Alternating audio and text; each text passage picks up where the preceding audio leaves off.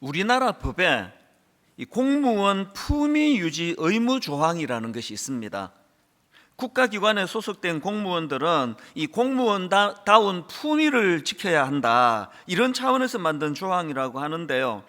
그래서 이제 위반했을 때는 일반인들보다 훨씬 강력한 처벌 수위 기준을 갖고 있다고 합니다. 그래서 제가 이런 법이 있다는 것을 알고 나서 좀 궁금했습니다. 이 공무원들은 이런 법에 대해서 어떻게 생각할까? 제가 짐작해 보니까요, 이런 법이 좀 불편하기도 하겠지만 어떤 면에서는 이게 공무원들에게 엄청난 긍지를 가져다 주는 거 아닙니까? 그만큼 기대가 많고 그만큼 하시는 역할들이 중요하니까 이런 품위도 지켜야 된다, 품위 유지 의무 조항이 있는 거 아니냐. 제가 그런 맥락에서 저도 이제 목회자다가 보니까요, 제가 목사가 된 이후로 늘 마음에 품고 있는 영어 단어가 하나 있습니다. 디그니티라는 단어인데요, 품위, 위엄, 이런 뜻을 가지고 있는데, 저는 제가 정말 공무원들에게 품위 유지 의무가 있다고 한다면 말씀을 전하는 우리 목회자들에게도 마찬가지라 생각합니다. 그래서 저는 고린도전서 14장 40절 모든 것을 품위 있게 하고 질서 있게 하라, 세 번역으로 보니까 모든 일을 적절하게 하고 질서 있게 해야 합니다. 과유불급이라고 모든 일에 대하여 절제하고 이 정도면 됐다. 이런 일들이 가능하기 위해서는, 이런 욕심을 내려놓기 위해서는 제가 하나님의 종으로서 이 존재로서의 품위가 있어야 되기 때문 아닐까. 그래서 제가 우리 교회 젊은 교역자들에게 가장 많이 강조하는 것 중에 하나가 이겁니다. 목사가 무엇으로서 성도님들에게 말씀을 전할 명분은 없겠느냐. 하나님이 아무 자격 없는 저희들한테 이런 놀라운 권한을 주셨다면 거기에 걸맞는 품위, 디그니티가 있어야 된다. 절대 소탐대실하지 마라. 소탐대실은 목회자에게 그건 독약이다, 독약. 늘 목회자로서의 이 품위를 지켜야 된다는 생각을 하고 있는데요, 사실 이건 우리 같은 목회자들에게만이 아닙니다. 그 놀라우신 예수 그리스도의 은혜로 변화된 모든 크리스찬들에게 저는 바로 이것이 필요하다고 생각합니다. 우리가 지켜야 될 그 품위가 어떤 것일까요? 에베소서 5장 8절을 보십시오. 너희가 전에는 어둠이더니 이제는 주 안에서 빛이라. 이제는 주 안에서 빛이라. 빛의 자녀들처럼 행하라. 이게 디그니티랑 이게 우리가 지켜야 될 존재에 걸맞는 품이라는 겁니다. 세상 사람들에게 우리의 존재가 엄청 머리가 똑똑하더라, 엄청나게 그냥 그 실력을 갖추었더라, 이것보다 중요한 거는 예수 믿는 사람들을 보면은 품위가 있어. 품위가 뭔가 그런 품위가 있어. 공무원들에게도 품위 유지를 요구하고 있다면 변화받은 우리야 당연히 이런 마음의 기도 제목이 필요할 거 아니겠습니까?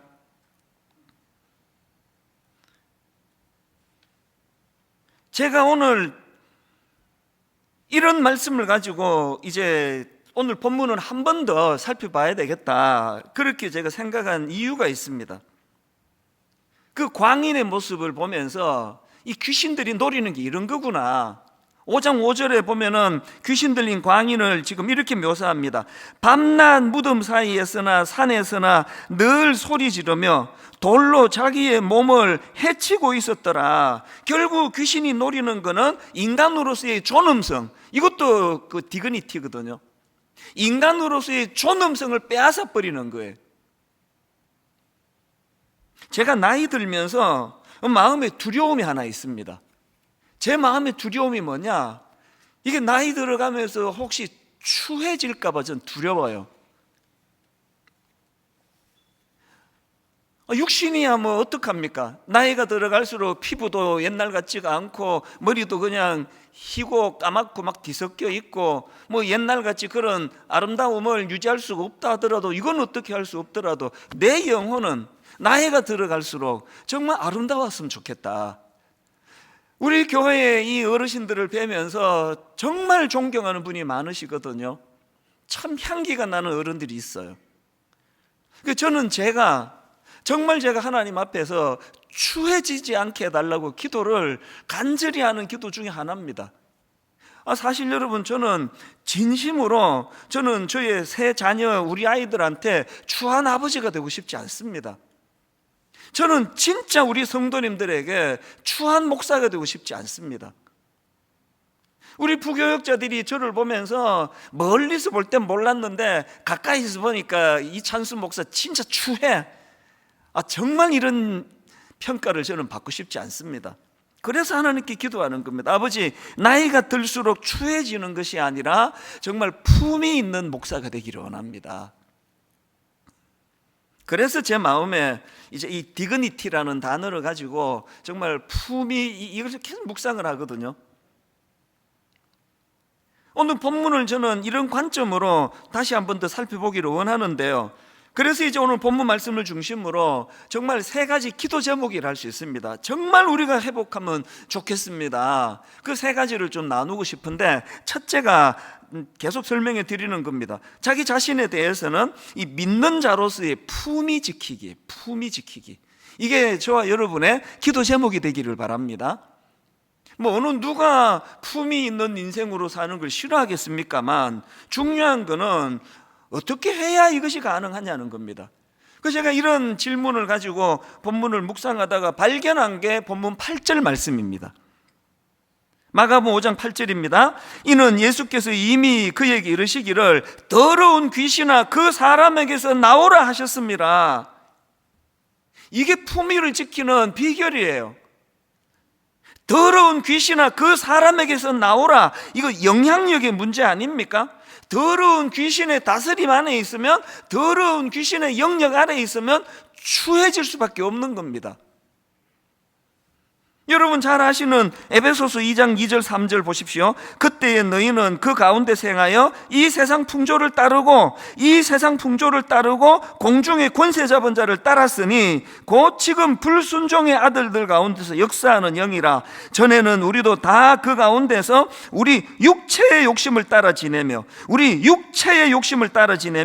육체와 마음에 원하는 것을 하여 다른 이들과 같이 본질상 진노의 자녀였더니, 여러분 여기 나오는 진노의 자녀라는 이 표현이 뭘 강조하는 겁니까?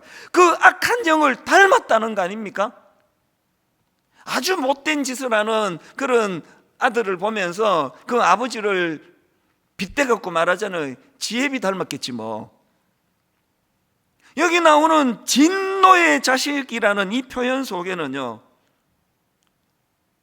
그 악한 영을 닮은 거. 그래서 그 앞에 보면은 우리 육체의 욕심을 따라 지내며 육체와 마음에 원하는 것을 하여, 이 전부가 다 지난주 말씀드렸지 않습니까? 애들이 방 안 치우고 지저분하게 놓는다고 귀신 오는 거 아닙니다. 그런데 귀신의 영향이 나타나는 게 아니고, 귀신들이 너무 기뻐하고 좋아하고 즐거워하는 그런 악하고 음란한 영역에 빠져 있으면은 본질상 진노의 자녀였던 우리, 그 악한 영을 닮을 수밖에 없었던 것은 본질상 그 진노의 악한 영들이 기뻐하는 육체의 욕심을 따라 지내고 육체와 마음에 원하는 것을 하고, 목회자로서 제가 디그니티를 지키기 원합니다 할 때 어떤 경우라도 하나님, 제가 목사다운 이런 태도를 가지기 원합니다. 끊임없는 탐욕과 끊임없는 마음의 어떤 분노로 가지고 살아가면은 그 악한 영을 닮은 목사가 될 수밖에 없는 거거든요. 그렇기 때문에 바로 그 다음 나오는 4절 5절을 보십시오. 긍휼이 풍성하신 하나님이 우리를 사랑하신 그 큰 사랑을 인하여 허물로 죽은 우리를, 그 다음 보세요, 그리스도와 함께 살리셨고. 이 흐름이 느껴지십니까? 살려주시는데 왜 여기 이런 표현을 왜 씁니까? 그리스도와 함께 살리셨다는 거. 이제 내 영역은, 내 통치권은 그리스도 안에 있다는 걸 강조하는 거 아니겠습니까? 이제 여러분, 우리는 그 귀신 들린 광인처럼 악한 영의 영향력 아래 있지 않습니다. 다스림의 문제예요. 영향력의 문제입니다. 믿는 자로서 품위를 지키기 위해서는 내 삶을 지배하는 영향력, 그래서 지금 끊임없이 사단이 우리를 공격할 때 싸워야 돼요. 나는 더 이상 너희들의 악한 귀신들의 영향력 아래 있지 않다. 악한 사단은 떠나갈지어다. 이게 품위를 지키는 겁니다. 여러분, 예수 믿고 난 이후에 단 한 번도 품위를 놓친 적이 없는 사도 바울을 한번 보십시오. 에베소 4장 1절. 그러므로 주 안에서 갇힌 내가 너희를 권하노니, 지금 사도 바울은요, 몸은 갇힌 신분이에요. 범죄자들이 가 있는 그곳에 있습니다. 그러나 여전히 품위를 가지고 지도를 하고 있잖아요. 내가 너희를 권하노니. 그런데요, 이런 품위가, 권위가 어디에서 나오느냐? 주 안에서 갇혔대요. 이 표현은요, 주님을 위하여 갇혔다는 뜻으로 설명이 되기도 하고, 감옥에서도 주님의 영향력 아래 있다는 겁니다.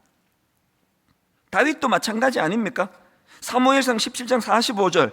다윗이 블레셋 사람에게 이르되 너는 칼과 창과 단창으로 내게 나오거니와, 너는 칼과 창과 단창으로 내게 나오거니와 나는 만군의 여호와의 이름 곧 내가 모욕하는 이스라엘 군대의 하나님의 이름으로 내게 나아가노라. 지금 사도 바울이 감옥에 있는 것처럼, 겉으로 보기에 품위가 다 하나도 없는 것처럼, 어린 소년 다윗이, 여러분, 그 골리앗이 가지고 있는 군사로서의 그 모양새, 너무나 큰 칼을 차고 군장을 다 갖추고 그렇게 그냥 좋은 덩치를 자랑하는 이런 차원에서의 디그니티가 소년 다윗에게는 없습니다.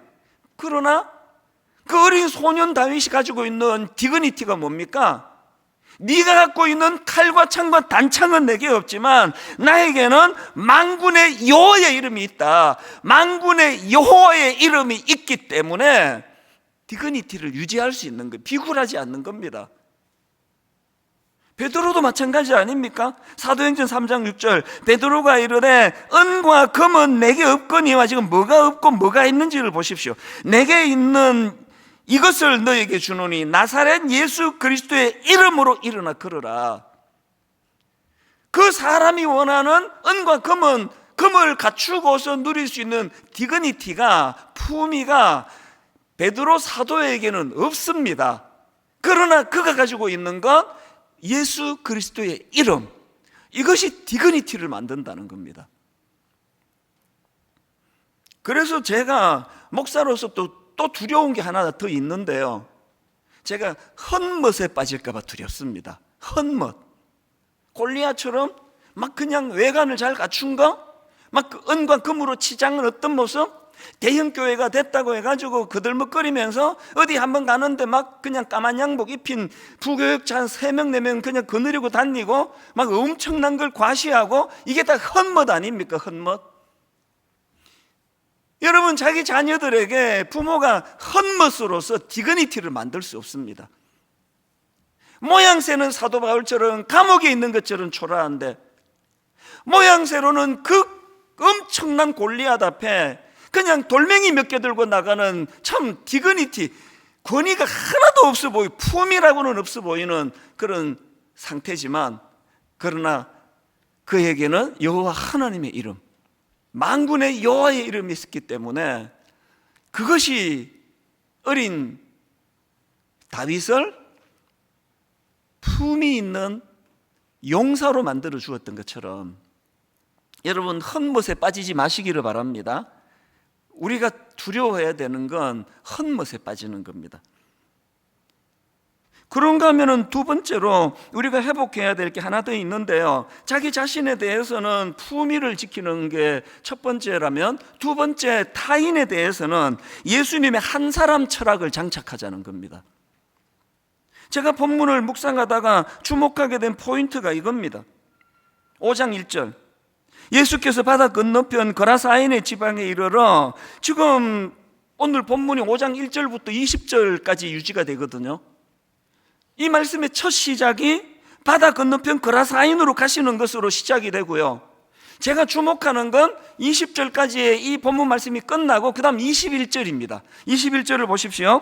예수께서 배를 타시고 다시 맞은편으로 건너가시니 큰 무리가 그에게 그에게로 모이거늘 이에 바닷가에 계시더니, 지금 여러분 이 말씀의 시작이 예수님이 바다 건너편으로 가시는 것으로 시작해서 그 말씀이 끝나자마자 도로 배를 타고 가신다는, 건너편으로. 지금 뭘 우리가 여기서 알 수 있는 겁니까? 그렇게 온 세상 사람들이 다 그냥 기피하고 초라하기 짝이 없는 그 광인 한 사람을 위하여 예수님이 그 사람을 만나러 거기에 가셨다는 거 아닙니까? 그리고 그 과정에서 얼마나 많은 고생을 하셨습니까? 2주 전에 제가 그 풍랑을 제자들의 훈련 차원이라고 말씀을 드렸지만, 어쨌든 그 과정에서 예수님이 겪으셔야 됐던, 겪어야만 하셨던 대가 지불이 얼마나 큰 거냐고요. 이게 저에게 감동이 되는 겁니다. 세상에 어떤 지도자가 제가 이런 말 하면 되겠습니까? 아니, 그 한 사람 만나러 나보고 그까지 가라는 거야? 이 예수님의 한 사람 철학을요. 그래서 일만수도 파송운동은 분당 우리 교회에게 정말 유익한 거라 생각합니다. 사람 숫자가 많아지면 많아질수록 그 중에 한 성도의 존재는 작아지는 거거든요. 여기에 반해가지고 이런 한 사람 철학으로 무장한 주님에 반해서 그 본문에 등장하는 마을 사람들을 보십시오. 그 마을 사람들이 그 귀신 들린 광인에게 취한 조치는 하나입니다. 격리. 3절 보십시오. 그 사람은 무덤 사이에 거처하는데 이제는 아무도 그를 쇠사슬로도 맬 수 없게 되었으니, 이 말씀으로 유추할 수 있는 게 뭐겠습니까? 묶어서 내쫓는 겁니다. 격리시키는 겁니다. 그것이 또 그를 또 울분으로 빠뜨리는 거 아닙니까? 그런가 하면은 이 마을 사람들의 모습에서 한 가지 더 발견하는데요. 이 마을 사람들의 모습에서 뭘 발견하느냐? 그들은요, 주님이 가졌던 이 한 사람의 소중함보다는 돼지가 가져다 주는 유익인 재물이 더 소중했던 사람입니다. 자, 본문 11절부터 한번 보십시오. 마침 거기 돼지의 큰 떼가 산 곁에서 먹고 있는지라 이에 간구하여 이르되 우리를 돼지에게로 보내어 들어가게 하소서 하니, 허락하신대, 주님이 하셨습니다. 허락하신대 더러운 귀신들이 나와서 돼지에게로 들어가매 거의 2,000마리가 되는 떼가 바다를 향하여 비탈로 내리다라 바다에서 몰사하거늘, 이 결과를 그 마을 사람들이 전해 듣습니다. 16절, 이에 귀신 들렸던 자가 당한 것과 돼지의 일을 본 자들이 그들에게 알림해 그들이 예수께 그 지방에서 떠나가시기를 간구하더라. 지금 고침받은 그 한 사람의 영혼이 소중했다면, 그리고 그 일을 행하신 예수 그리스도의 귀함을 그들이 깨달았다면, 가시려는 주님도 붙잡고 못 가게 말려야 되는 거 아닙니까? 온통 그 마을 사람들의 관심은 고침받은 한 사람의 소중함보다 돼지를 잃게 되었다는 거. 오래전의 일인데요, 어느 교회에서 이제 그 장애인 학교를 세우려고 하니까 그 인근에 막 격렬한 반대 운동이 벌어지는 겁니다. 상상을 초월하는 반대 운동이 일어났습니다. 왜 그렇게 반대했을까요? 대놓고 이야기하더래요. 이유는 딱 하나입니다. 장애인들 들락거리면 집값 떨어진다고. 한 영혼에 대한 소중함보다는 그저 뭐 집값 떨어질까봐, 이거 한 사람 고침 받는데 돼지 그만큼 희생이 돼야 되느냐고 하는, 이게 세상의 가치관 아닙니까? 여러분, 그래갖고 집값 떨어졌습니까? 그거 막 어마어마하게 지금 그 비싼 동네거든요. 우리는 어떻습니까? 이 중에 솔직히 저와 여러분이 예수 믿고 우린 그 문제 해결이 됐다, 우리 집값 떨어져도 괜찮다, 이럴 분 계십니까? 저는 그게 해결이 됐습니까? 사실 제가요, 1만 성도 파송 운동을 지금 내년 이맘때 제가 좀 걱정이 돼요. 지금은 이 약속을, 하나님께 드린 약속을 지켜야 된다는 게 너무 강렬해서 지금 희로애락의 감정이 아직은 별로 없는데요, 이제 한 15,000명 쑥 떠나고 여기 한 4분의 1이 남게 됐을 때 제 감정이 어떨까가 전 굉장히 좀 걱정이 돼요. 왜냐하니까요, 우리가 그동안 6번의 분리 개척을 하지 않았습니까? 한 번도 슬프지 않은 적이 없었거든요. 심지어는 그날이 너무 선명히 기억이 나요. 토요일 날 오후에 이제 설교 준비하는데 그 어떤 우리 교회 신실한 그 순장님 부부를 기억을 합니다. 부부가 저한테 오셔가지고 목사님 이번에 그 분립교회로 따라가기로 했습니다 그러는데요, 그게 얼마나 저를 슬프게 했는지 그날 가시고 오후 내내 설교 준비를 못했습니다. 너무 마음이 힘들더라고요.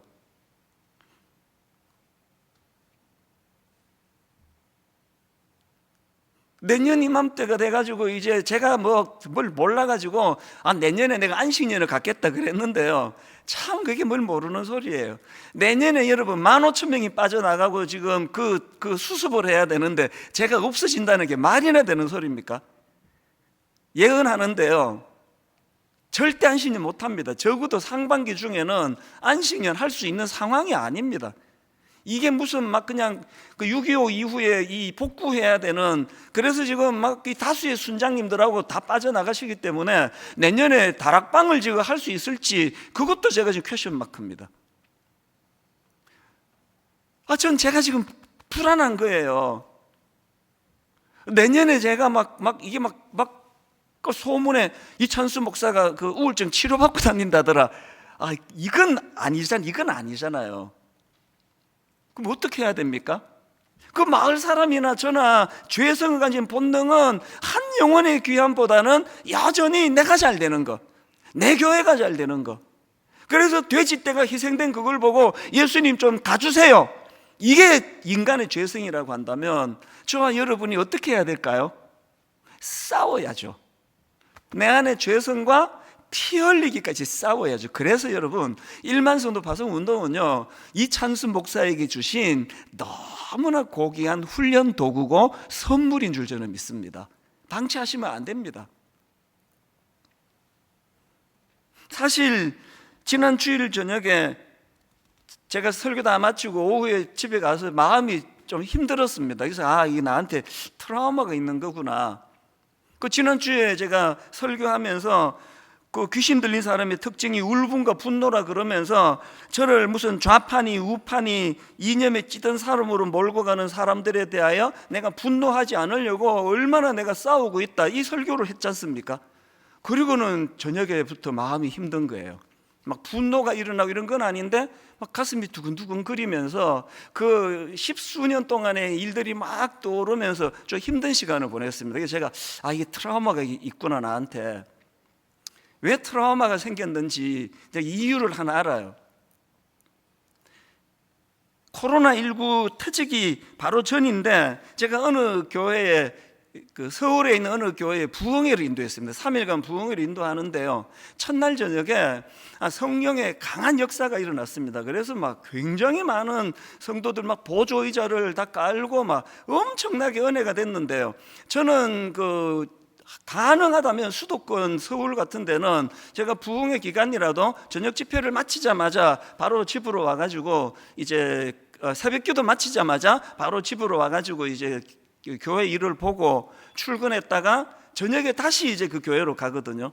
그래서 담임 목사님하고 이제 대화를 나눌 시간이 없었는데 저녁에 갔더니 목사님이 덕담을 나누시더라고요. 목사님, 어제 우리 성도들 은혜 막 되게 많이 받았습니다. 이제 그렇게 이야기를 하시면서 지나가는 말로 한마디를 하시더라고요. 그 목사님 교회에 연세가 좀 드신 권사님이 계시는데 안 왔다는 거예요. 그러면서 하는 말이, 나는 좌파 목사 설교 안 듣는다, 그렇고 안 왔다는 거예요. 내가 또 참 어이가 없는, 이런 일이 또 있나? 그렇게 그냥 가볍게 넘어갔는데요, 둘째 날 저녁에 진짜 은혜가 부어졌어요. 막 어마어마한 은혜가 터지고 저도 막 너무 은혜를 받고 그렇게 하고 차를 몰고 집으로 가는데 억장이 무너지는 겁니다. 우리 주님이 그 권사님도 초청했을 텐데, 우리 주님이 그 한 분의 권사님에게도 은혜가 필요한 걸 아실 텐데, 근데 이 부흥회가 다 끝나고 지금 코로나 전이니까 꽤 시간이 지났음에도 불구하고 누군지도 모르는 그 권사님을 생각하면 마음이 자꾸 쓰린 거예요. 그리고 분당 우리 교회 성도님들 중에 한참 그렇게 가짜뉴스로 휘몰아칠 때 교회를 떠난 성도들이 많진 않지만 몇 가정이 있었습니다. 대부분이 다 연세 드신 가정이에요.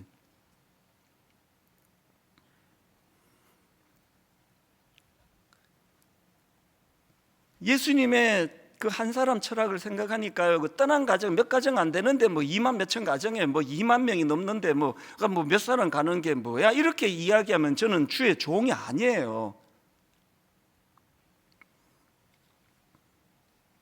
말 난 김에 제가 뭐 이런 이야기 뭐 또 하고 또 하고 할 수가 있겠습니까? 저는 사실 그 대통령 선거를 지금 다가오니까 마음에 굉장히 불안한 게 있습니다. 개인 이름을 거론하는 게 제게 좀 부담이 되지만요, 바로잡기 위해서 지금 대선을 앞두고 또 집요하게 이 가짜 거짓을 가지고 공격할 일들이 뭐 지금도 막 있습니다. 벌써 이재명 지사가 분당 우리 교회 장로다, 이런 걸 가지고 막 공격을 해요. 이분이요, 우리 교회를 떠나신 지가, 교회 출석을 안 하신 지가 10년 가까이 됩니다. 그리고 내가 가슴이 아픈 게, 이분은 우리 교회 다니실 때 초신자예요. 복음에 대해서 소개가 필요하고 복음이 필요한 분이에요. 장로라니요. 그래서 제가 이제는 뭐 만날 수도 없고 그러니까 한 번씩 마음에 기도가 나와요. 어느 교회인가 좋은 교회를 출석하시기를 원합니다. 여러분, 저희 교회에는요, 보수 정당에서 국회의원 하신 분도 계시고 뭐 시의원 여러 분 계십니다. 그리고 저희 교회에는 진보 정당에서 정치하시는 분들도 여러 분 계십니다. 그러나 그거를 가지고 제가 구분해 본 적이 단 한 번도 없습니다. 담임 목사님 제 눈에는 딱 둘 중에 하나예요. 이분이 초신자라면 복음을 잘 전해서 예수 믿게 해야 되겠다. 이분이 오래 잘 믿는 중직자라면 정말 이 보수 정치가, 진보 정치가, 우리 크리스찬 성도가 세상의 빛과 소금이 되는 지도자가 됐으면 좋겠다. 그러다 보니까 제가 나는 누구를 지지한다, 나는 어떤 성향을 가지고 있다, 일절 밝히지 않거든요. 우리 딸한테도 얘기 안 해요. 그러니까 이쪽 저쪽에서 그냥 부작용이 일어나는 겁니다. 제가 보수 정권 10년 동안에 이찬수 목사는 보수적인 목사라서 나 여기서 못 있겠다, 그렇게 하고 떠나간 진보적인 성향을 가진 교회 성도들이 몇 명이나 되는지 아십니까? 그랬더니 딱 바뀌니까, 정권이 바뀌니까 완전히 또 정반대 일이 또 일어나는 겁니다. 누가 제보를 해줬어요. 이런 것들을 다루고 있는 뭐 이단의 그 그룹이 있다는 겁니다. 깜짝 놀랄 숫자였는데요, 제가 확인은 안 하기 때문에 숫자를 밝히지는 않습니다. 분당 우리 교회를 또 저를 좌파 교회라느니 저를 이념에 찌든 무슨 좌파 목사라느니 이렇게 믿는 사람은요, 전체로 쳐가지고 극소수에 불과하겠지만 이 이야기를 왜 심각하게 생각하느냐, 우리 주님의 한 사람 철학 때문에 그렇습니다.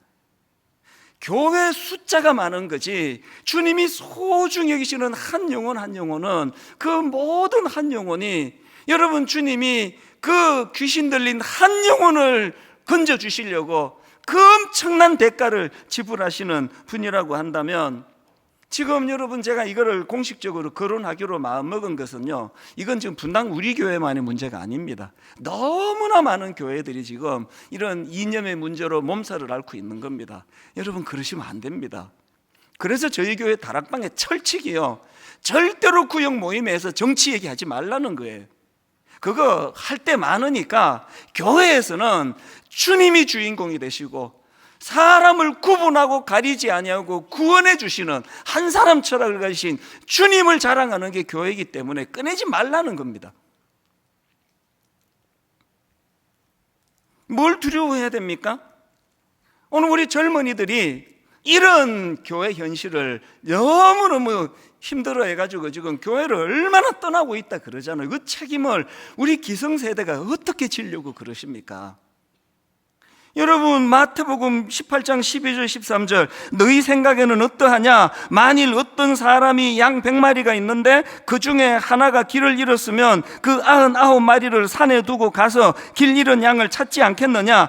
진실로 너희에게 이르노니 만일 찾으면 길을 잃지 아니한 99마리보다 이것을 더 기뻐하리라. 이게 우리 분명히 주님의 한 사람 철학인데 어떻게 여러분 젊은이들이 지금 교회를 염증을 느끼고 떠나가고 있는데 말도 되지도 않는 교회 안에서 이런 문제로 싸우고 있는 거, 이건 방치할 수가 없습니다.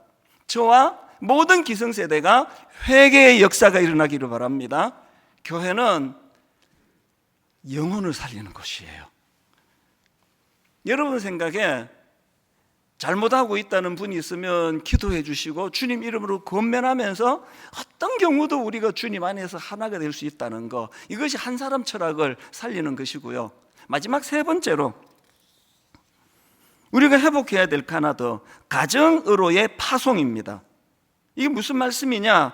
제가 같은 사건을 다루는 본문과 같은 내용을 다루는 누가복음을 보다가 보니까 마가복음에 없는 한 포인트를 제가 찾았습니다. 누가복음 8장 27절, 예수께서 육지에 내리심에 그 도시 사람으로서 귀신 들린 자 하나가 예수를 만나니 그 사람은 오래 옷을 입지 아니하며, 그 다음 보세요, 집에 거하지도 아니하고, 지금 그 고침받기 전의 상태를 이렇게 묘사했는데요, 고침받은 이후에 예수님의 명을 한번 보십시오. 오늘 본문 18절 한번 보십시오.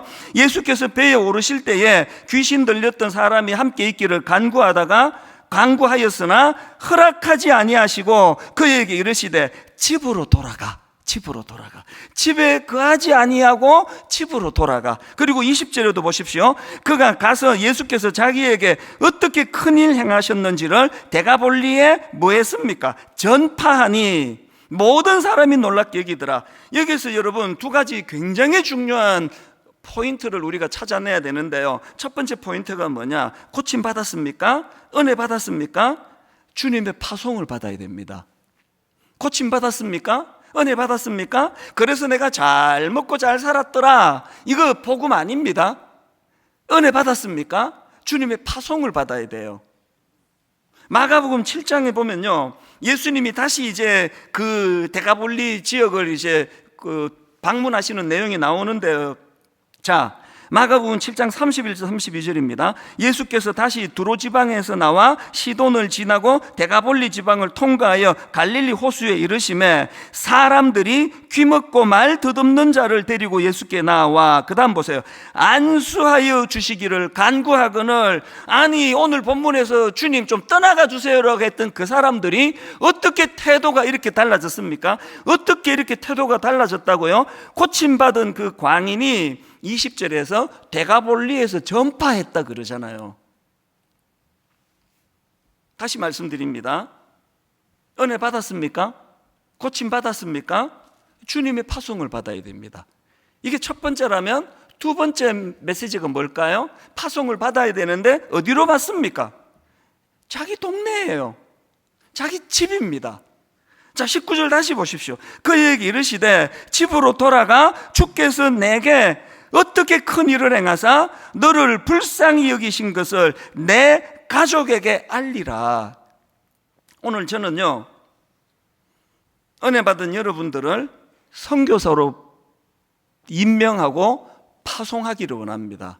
오늘 저는 파송식을 거행하기를 원합니다. 직함이 가정 파송 선교사입니다. 오늘 아버지 은혜 받으셨습니까? 다른 데 들리지 마시고 가정으로 파송받아 가시기를 바랍니다. 지금 저녁에 우리가 이제 우리 가족 행복 밥상 캠페인, 이제 매주일 저녁마다 식구들이 함께 식사하는 이 캠페인을 왜 하기로 했느냐? 예수님 사역에 여러분 다 아시죠? 테이블 펠로우십이라고, 이 식탁 교제, 이게 얼마나 중요한지 아시죠? 가족을 식구라 그러잖아요. 식구가 뭡니까? 밥 같이 먹는 사람이 식구예요. 오늘 현대인들에게 사단이 가정을 흩트는 한 가지 전략이라 생각합니다. 밥 같이 먹는 거 흩트러 버렸어요. 되찾자는 겁니다.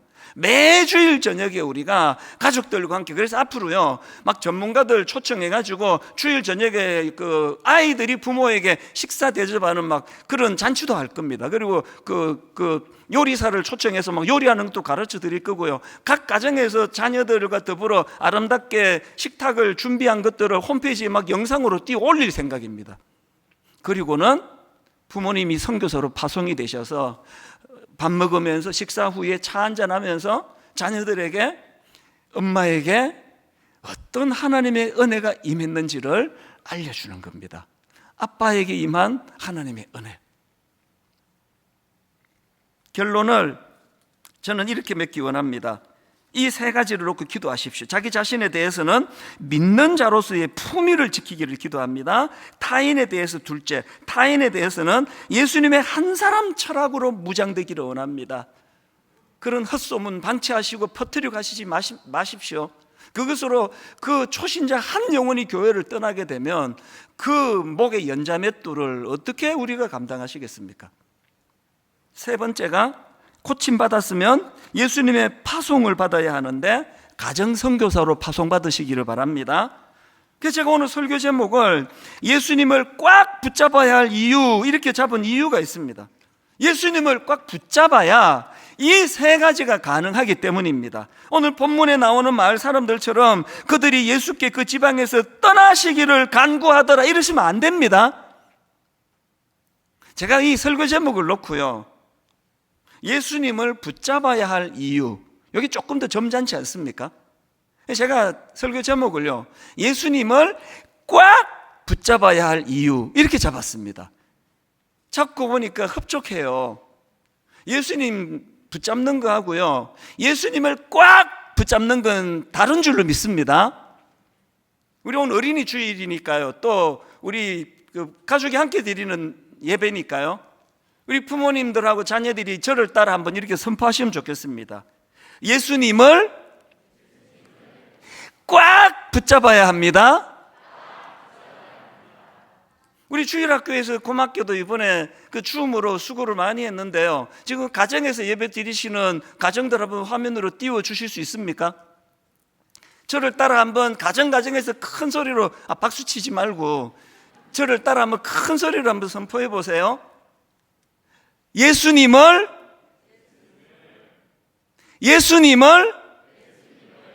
꽉 붙잡아야 합니다. 그리고 화면에 있는 가정마다 함께 예배 드리는 저 모습이 너무 저 마음을 뜨겁게 만듭니다. 저 화면에 나오는, 그리고 화면에 나오지 않는 모든 가정들마다 예수님을 꽉 붙잡으셔서 이 세 가지를 구현이 돼서 여러분 시간이 가면 갈수록 품이 있는 그리스도인들이 되시고 한 영혼을 불쌍히 여기는 긍휼한 마음을 회복하시고 가정선교사로 파송해 가시기를 바랍니다. 우리 찬양으로 오늘 설교를 정리하면 좋겠습니다. 사철의 봄바람 불어있고 하나님 아버지 모셨으니 믿음의 반석도 든든하다, 우리 집 즐거운 동산이라. 우리 가사를 생각하시면서 함께 이 찬양 불러드리기 원합니다.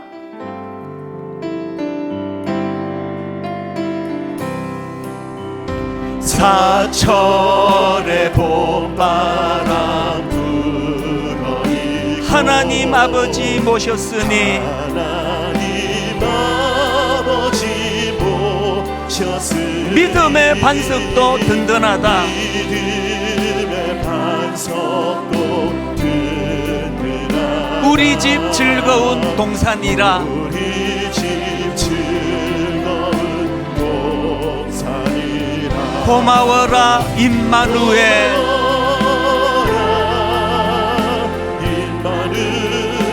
예수만 섬기는 우리 집.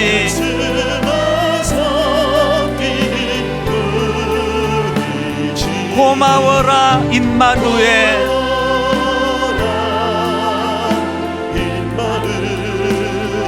복되고 즐거운 하루하루.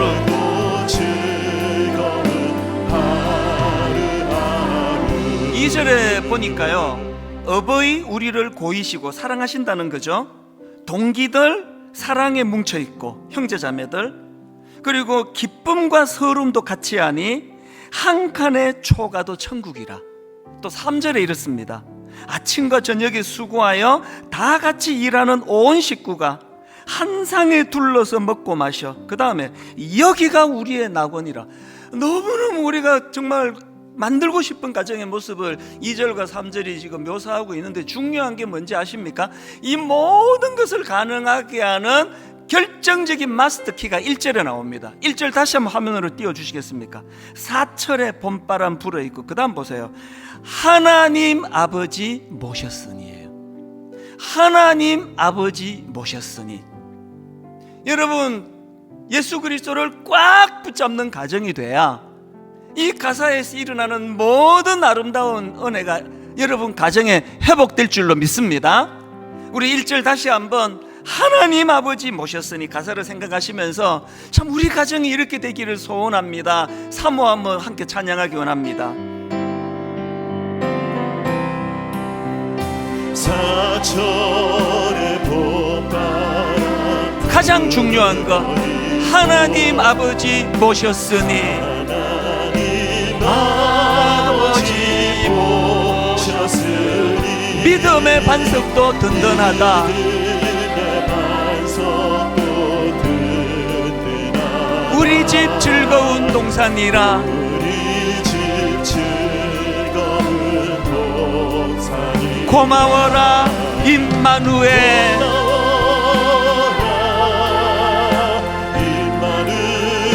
예수만 섬기는 우리 집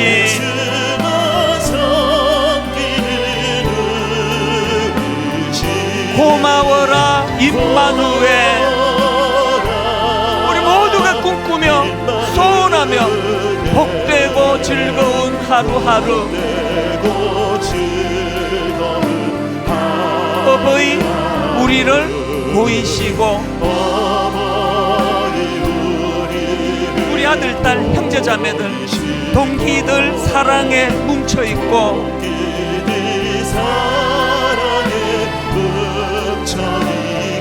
기쁨과 서름도 같이 하니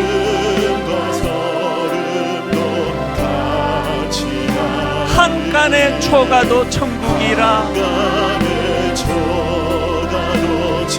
이런 일들이 가능하게 하는 예수를 꽉 붙잡는 인생 고마워라 임마누엘. 예수만 섬기는 우리 집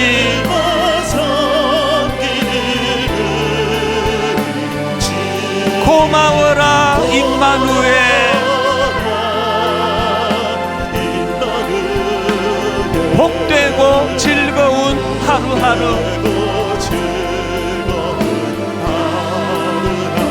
아침과 저녁에 수고하여 다 자리에서 일어나셔서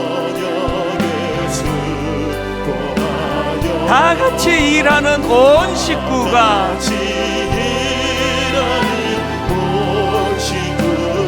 한 상에 둘러서 먹고 마셔 우리 모두가 사모합니다. 여기가 우리의 낙원이라.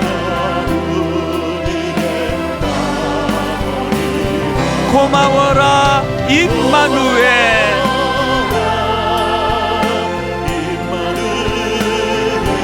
예수만 섬기는 우리 집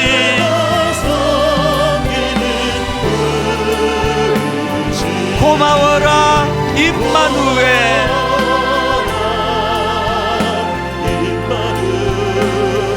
복되고 즐거운 하루하루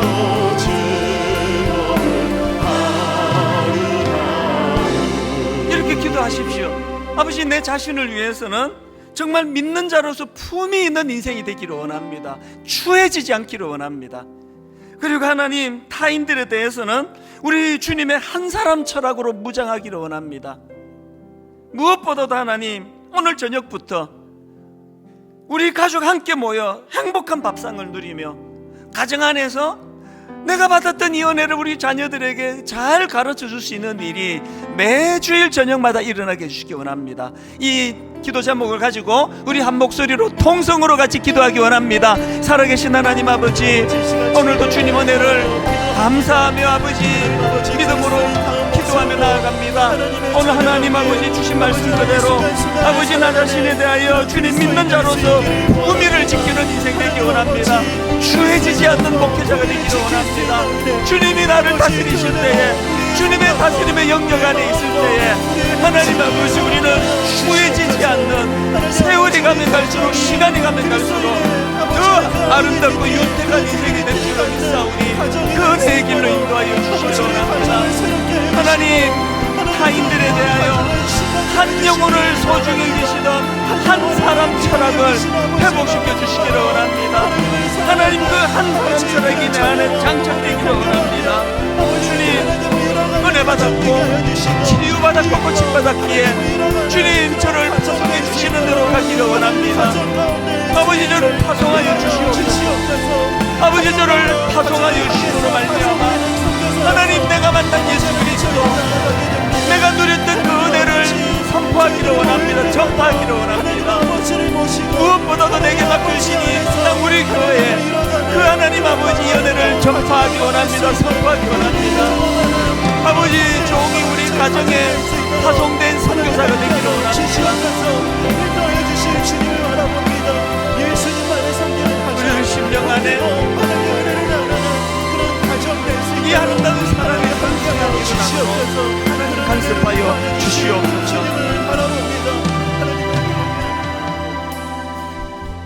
하나님 이 시간 간절히 기도합니다.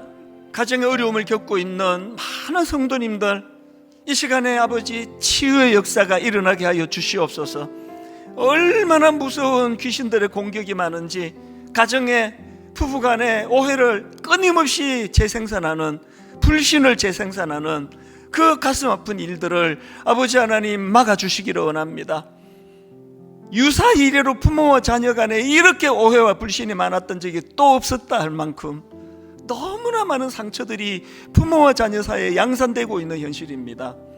하나님 이 모든 가슴 아픈 일들을 치유할 수 있는 것 우리 부모들이 먼저 은혜 받기를 원합니다. 아버지 우리가 먼저 치유받기를 원합니다. 우리 안에 있는 상처들이 주님 안에 치유받음으로 말미암아 그 조종하는 악한 귀신들을 주님 물리쳐 주심으로 말미암아 회복된 우리 가정으로 파송받는 가정 선교사가 되게 하여 주시옵소서. 오늘 저녁부터 정말 한 상에 둘러앉아 이 아름다운 은혜가 회복되는 그리고 5월 한 달 내내 이 아름다운 은혜의 소식들이 차고 넘칠 수 있도록 하나님 인도하여 주시고 오늘 주신 말씀의 능력을 가지고 이번 한 주 거뜬히 살아내는 능력이 되게 하여 주시옵소서.